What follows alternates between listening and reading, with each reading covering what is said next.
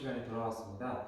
자, 오늘은 인간 사회 환경과 행복이라고 하는 단원의 세 번째 주제, 행복한 삶을 실현하기 위한 조건 두 번째 시간이라고 생각을 하시면 될 거예요.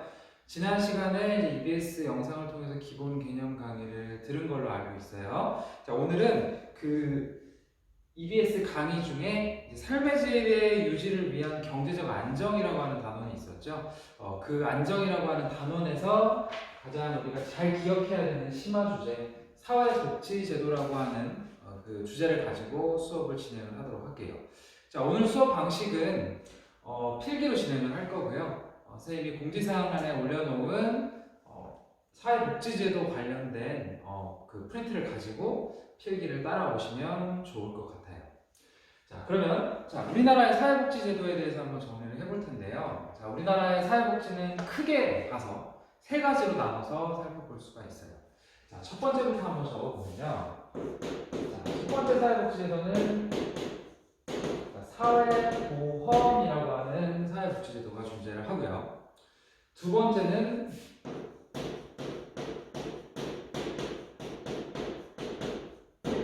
공공부조라고 하는 사회복지제도가 존재를 해요. 그리고 마지막으로는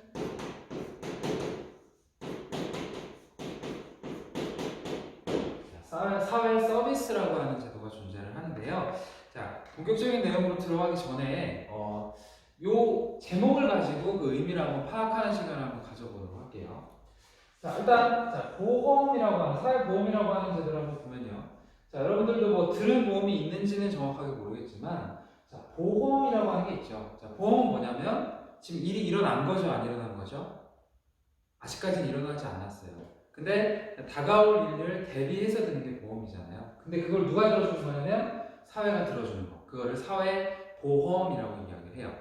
자, 선생님이 진행을 할 때 사회보험이라고 하는 단어가 헷갈릴 수도 있기 때문에 예시를 기억하면서 여러분들 좀 들어주는 게 좋을 것 같아요.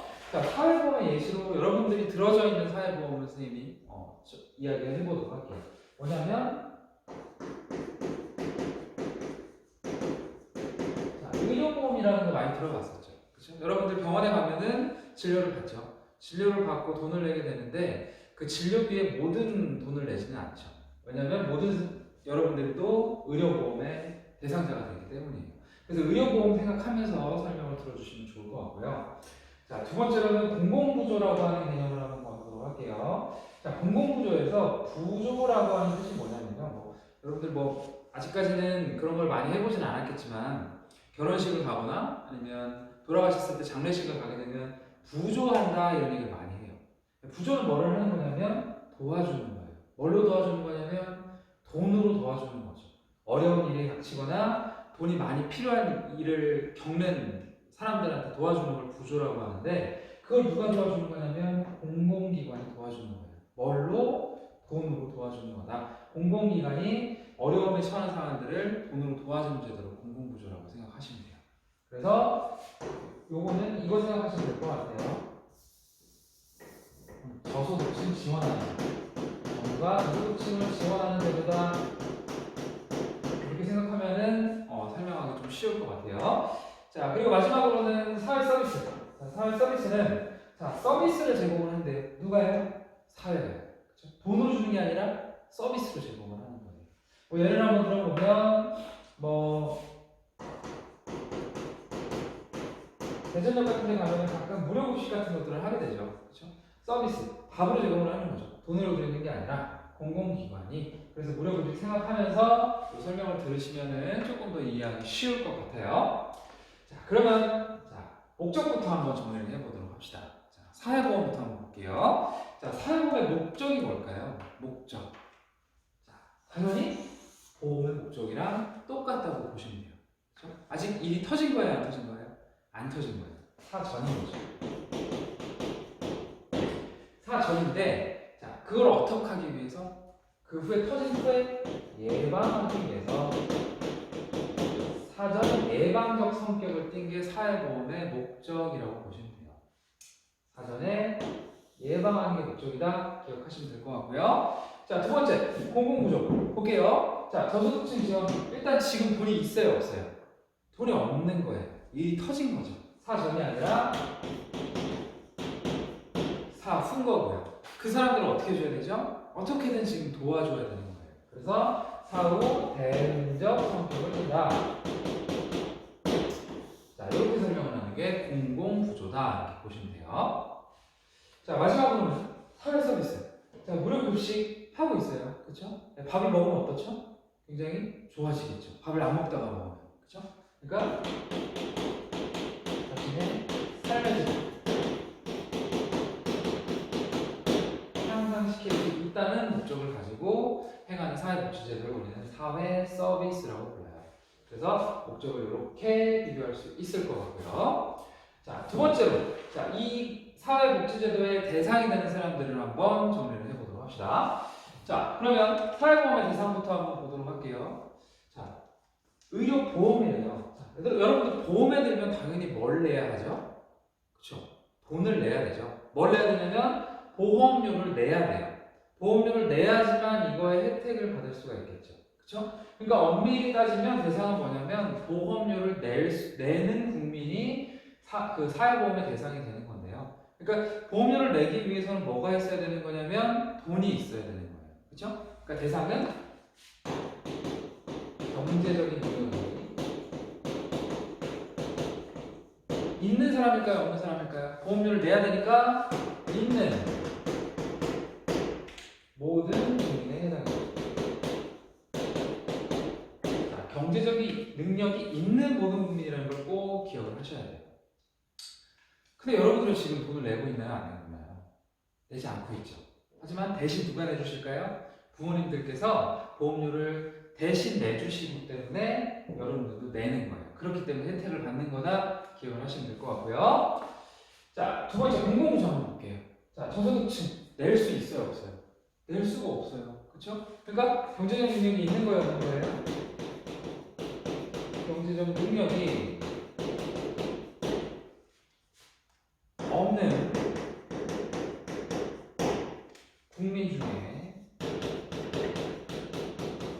자, 중요한 거 나와요.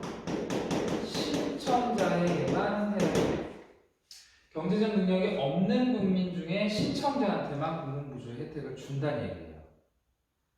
그러니까 예를 들어서 내가 돈이 하나도 없어요. 너무 힘들어요. 하지만 뭐 동사무소 같은 데 가서 신청하지 않으면, 주민센터에 가서 신청하지 않으면 혜택을 받을 수가 없어요.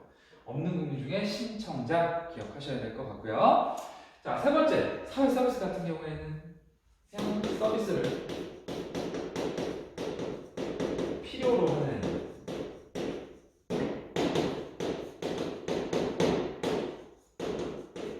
국민이 해당이 되겠죠.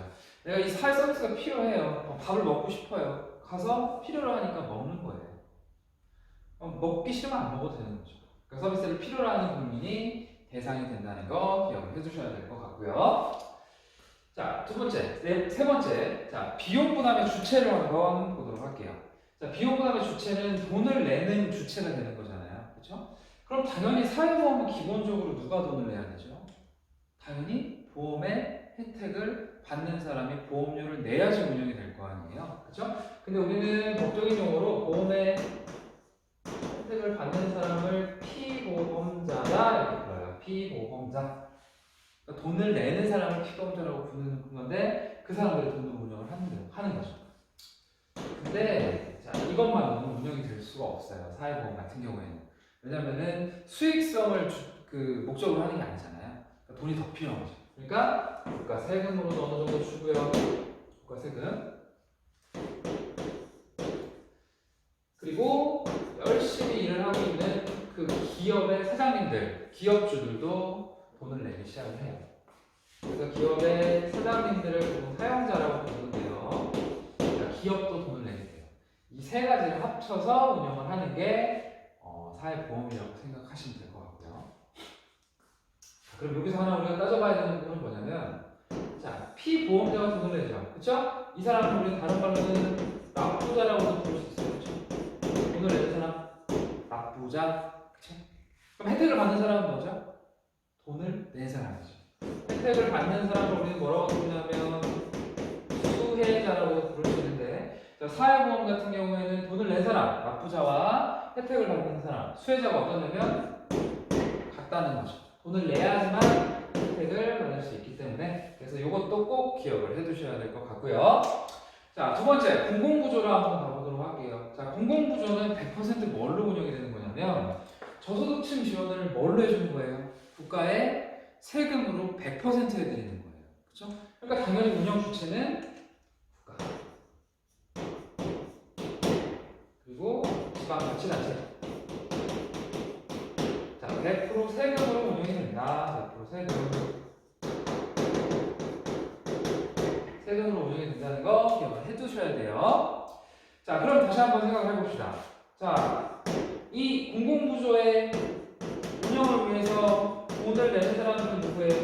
딱 보자. 100% 세금. 돈이 있는 국민들이 세금을 내잖아요. 그렇죠? 근데 혜택을 받는 사람들은 누가 받는 거죠? 수혜자. 돈이 없는 국민들이 받기 때문에 자, 이 공공구조 같은 경우에는 납부자와 수혜자가 일치하지 않죠. 그러니까 사회보험과 공공구조의 가장 큰 차이점 중에 하나가요. 여긴 납부자와 수혜자가 일치하는데 여기는 일치하지 않는다라는 거예요. 이 사실을 꼭 기억을 해두셔야 될 것 같고요. 자, 그리고 마지막 사회서비스의 비용 부담의 주체를 한번 보도록 할게요. 자, 사회서비스 같은 경우는 두 가지로 나눠져요. 첫 번째로는 경제적 능력이 있는 국민. 자, 어느 정도 경제적 능력이 있는 국민은 돈을 내야 될까요? 안 내야 될까요? 사회 서비스를 이용함에도 불구하고 돈을 어느 정도 부담을 해야 돼요. 다 부담하지는 않겠죠. 그러니까 일부 부담을 해야 된다는 걸 기억하셔야 될 것 같고요.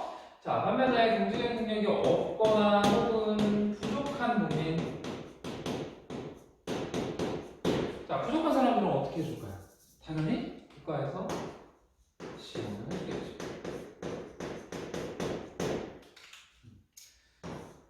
자, 선생님이 한 3년 전에 이제 저희 아기를 갖게 됐는데, 아기를 낳게 되면은 이제 그 와이프가 힘들잖아요. 근데 그 힘든 것들을 도와주기 위해서 산후도우미라고 하는 분을 쓸 수가 있어요. 근데 산후도우미를 쓰는데 일주일에 얼마 정도가 드냐면 한 80만 원 정도가 들었던 것 같아요. 근데 저희가 산후도우미를 쓸 때 사회 서비스의 지원을 받으려고 좀 문의를 해봤었어요. 사회 서비스를 받을 수 있나요? 했는데 결국에는 저희 집은 받지 못했어요. 왜냐면은 일정 수준의 연봉 기준이 넘어가면 받을 수가 없대요. 그때 당시에 한 6천만 원이었던 것 같아요. 근데 그때 제 와이프랑 저랑 버는 돈이 6천만 원이 넘었기 때문에 산후도우미를 쓰는데 저희 돈 모두로 지불을 했거든요. 근데 하지만 6천만 원이 안 되시는 분들 같은 경우에는 국가에서 전액 지원을 해줬었어요. 그러니까 그런 것들이 여기에 해당된다고 생각을 하시면 될 것 같아요. 그래서 이용부담 주체는 이렇게 정리를 해두면 될 것 같고요. 자, 그리고 네 번째 특징. 자, 특징에는 별표를 하나 쳐주도록 할게요. 자, 문제에 가장 많이 출제가 되는 거고요. 헷갈릴 수 있는 부분이 존재를 하기 때문에 특징은 특히 잘 기억을 하셔야 돼요. 뭐 다른 거를 소홀히 보라는 게 아니라 더 잘 봐야 된다. 이렇게 생각을 하면 될 것 같아요. 자, 그러면 자, 사회보험부터 한번 가보도록 할게요. 자, 일단 사회보험 같은 경우에는 첫 번째 특징이 뭐냐면 의료보험 생각해 볼게요. 국민건강보험만 생각해 볼 텐데 국민건강보험 여러분들이 들고 싶어서 그러나요? 아니죠. 그냥 들어져 있었던 거죠. 저도 마찬가지예요. 국민건강보험 별로 들고 싶지 않아요. 왜냐면은 한 달에 18만 원 정도의 지금 건강보험료를 지불을 하고 있는데 제가 18만 원 정도의 병원을 가지 않거든요. 하지만 어쩔 수 없이 들어질 수밖에 없는 거예요. 사회보험의 첫 번째 특징, 강제가입의 원칙에 적용된다. 강제가입의 원칙. 첫 번째.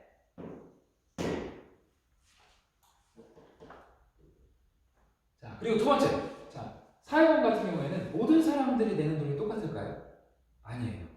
돈을 많이 버는 사람들은 사회보험료도 많이 내고요. 돈을 적게 버는 사람들은 적게 내요. 그렇기 때문에 두 번째는 능력별 부담의 원칙에 적용된다. 이렇게 표현하죠. 능력별 부담의 원칙. 그래서 이번에 뉴스에서도 많이 나왔을 텐데 뭐 국민한테 긴급 재난 지원금을 주는데 뭐 하위 70%한테는 줄 거다 이렇게 얘기를 했잖아요. 근데 그 기준을 국민건강보험료로 산정한다 이런 뉴스가 나온 적이 있었어요.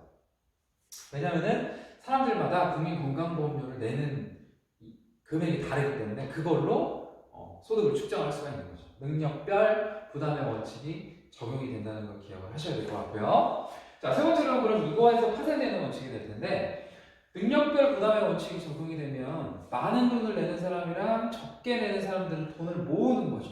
그렇죠? 근데 혜택은 어떠냐면은 똑같아요. 할인받는 건 똑같다는 거죠. 그렇죠? 그러니까 돈을 많이 내는 사람들의 돈이 적게 버는 사람들한테 어느 정도 돌아간다고 볼 수가 있겠죠. 뭐가 있냐면 소득 재분배 효과가 있다 이렇게 기억하셔야 돼요. 소득 재분배 효과가 존재한다는 거죠.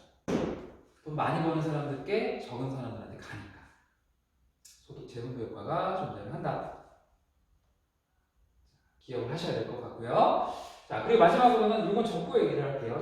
마지막 네 번째는 뭐냐면 자, 상호 구조의 원리가 적용이 된다. 자, 이런 특징이 있는데요. 상호 구조. 자, 아까 구조 얘기했었죠. 구조가 뭐였죠? 도와주는 거예요. 그쵸? 뭘로? 돈으로. 근데 어떻게? 서로 도와주는 거. 서로 도와주는 걸 상호 구조라고 얘기를 하는데 자, 여기서 예시를 한번 들어볼게요. 자, 돈을 많이 버는 사람들은 보험료를 많이 내나요? 적게 내나요? 많이 내요. 돈을 적게 버는 사람들은 적게 내요. 그럼 이런 것들이 모여서 사회보험이 되겠죠. 그렇죠?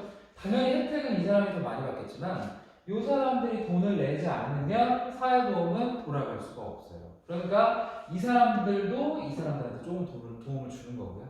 이 사람들도 이 사람들한테 도움을 주는 거예요. 그래서 서로 도움을 준다 해서 상호 구조의 원리가 적용이 된다 이렇게 표현을 하는 거죠. 그래서 사회보험의 특징은 강제가액, 능력별 부담, 소득 재분배 효과, 상호 구조 네 가지로 나눠볼 수가 있는 거예요. 자, 특징 중요하니까 꼭 기억하셔야 돼요. 자, 두 번째로는 공공구조 한번 보도록 할게요. 자, 공공구조는 누구를 도와주는 거죠? 세금으로 저소득층을 도와주는 거예요. 그렇죠? 그럼 소득 재분배 효과가 클까요? 작을까요? 소득 재분배 효과.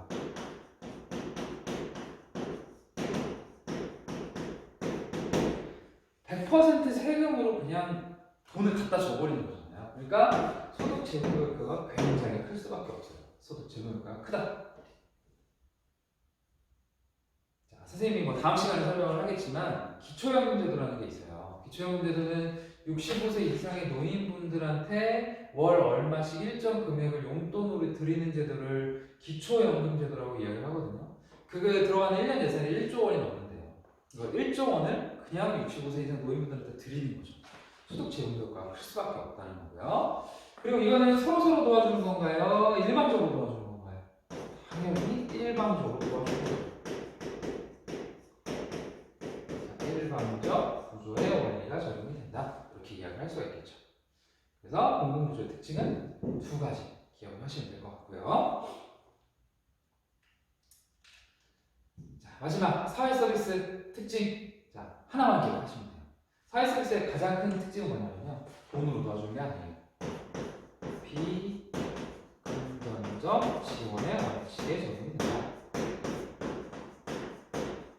비금전적 지원의 원칙에 해당이 된다는 게 사회서비스. 반대로 얘기하면 사회보험과 공공구조는 금전적 지원의 원칙에 적용이 된다. 이렇게 얘기를 할 수가 있겠죠. 자, 다섯 번째로 한번 가보도록 합시다. 자, 다섯 번째는 운영 주체예요. 이걸 누가 운영을 하는지 도대체. 자, 이거 사회보험은 어디서 운영을 할까요? 국민건강보험은 어디서 운영을 할까요? 국민건강보험관리공단에서 운영을 해요. 그러니까 국가에서 운영을 하는 거예요. 좀 더 정확하게 얘기하면 국가 중에 국가가 운영하는 공단에서 운영을 한다. 이렇게 보시면 될 것 같고요. 자, 공공구조 같은 경우에는 공공구조는 당연히 세금으로 하는 거예요. 국가 혹은 지방자치단체 이렇게 운영을 하는 거죠. 자, 그리고 마지막으로는 자, 사회서비스 같은 경우에는 당연히 국가에서 운영하는 것도 있고요. 지자체에서 운영을 하고 있는 것도 있는데 자, 꼭 기억을 하셔야 되는 게 자, 민간단체에서도 운영을 할 수 있다는 걸 꼭 기억을 하셔야 돼요. 민간단체. 그러니까 어떤 개념의 운영이냐면요. 아까 무료급식 선생님이 예를 들었었잖아요. 무료급식을 하려면 밥을 지어야 돼요. 그렇죠? 근데 자, 국가에서만 운영을 하면은 공무원들이 나가서 밥을 지어야 되는 거죠. 그럴 수는 없잖아요. 다른 일을 하셔야 되기 때문에. 그렇죠? 그래서 민간단체에 위탁을 하는 거죠. 우리가 돈을 드릴 테니까 밥을 지어주세요. 그러면 민간단체에 나와서 밥을 해주는 거죠. 그렇죠? 그런 그 의미에서의 운영 주체라고 생각을 하시면 될 것 같아요. 중요하니까 꼭 체크해 두시고요. 자, 마지막 종류. 자, 종류도 굉장히 중요해요. 종류 정말 중요해요. 왜냐하면 문제의 종류로 거의 나올 가능성이 크기 때문에. 자, 그럼 사회보험부터 한번 보도록 할게요. 자, 원래 사회보험은 한 5가지 정도로 선생님이 이야기를 해야 되는데, 자, 여기서는 4가지만 이야기를 할 거고요. 시험 문제에서도 4가지만 반영이 된다고 생각을 하시면 될 것 같아요. 자, 첫 번째. 가장 여러분들이 들어있는 보험, 국민 건강보험이 여기에 해당이 되고요. 국민건강보험. 자, 그리고 두 번째로는 자, 국민연금이라고 하는 제도가 있어요. 국민연금이라는 제도도 여기에 해당이 되고요. 구체적인 내용은 다음 시간에 선생님이 프레젠테이션을 통해서 설명을 해주도록 할게요. 그리고 세 번째로는 자, 고용보험이라는 게 여기에 해당이 되고요. 자, 마지막으로는 산재보험, 산업재해보상보험이라고 하는 보험이 여기에 해당이 돼요. 그래서 우리가 이거를 가장 대표적인 4개의 사회보험이라고 해서 4대 보험이라고 부르기도 해요. 그래서 이 4가지 하면 사회보험 꼭 떠올리셔야 되고요. 자, 공공구조로 한번 가보도록 합시다. 자, 공공구조에서 가장 유명한 공공구조 그 제도는 국민기초생활보장제도라는 게 있어요.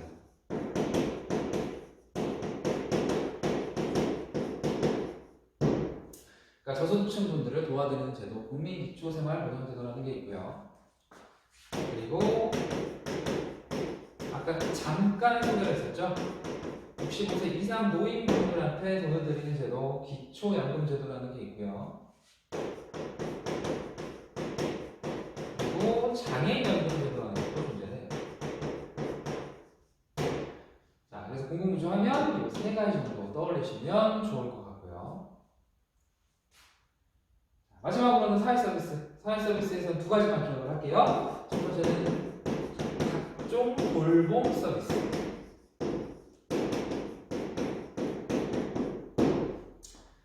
아까 제가 설명을 드렸던 산후 도우미 서비스 이런 것도 여기 해당이 됩니다. 노인분들 도와드리는 것도 해당이 되겠죠. 그런 것들이 있고요. 그리고 두 번째는 각종 바우처 제도. 자, 바우처는 다른 말로 쿠폰이라는 뜻인데요. 동사무소, 주민센터에서 발행하는 쿠폰, 바우처라는 게 있어요. 그런 것들을 받아서 자기가 받고 싶은 서비스에 이제 이렇게 쓸 수 있는 이런 제도가 우리나라에 존재를 하거든요. 그래서 이 2가지 하면 사회 서비스를 떠올리시면 될 것 같아요.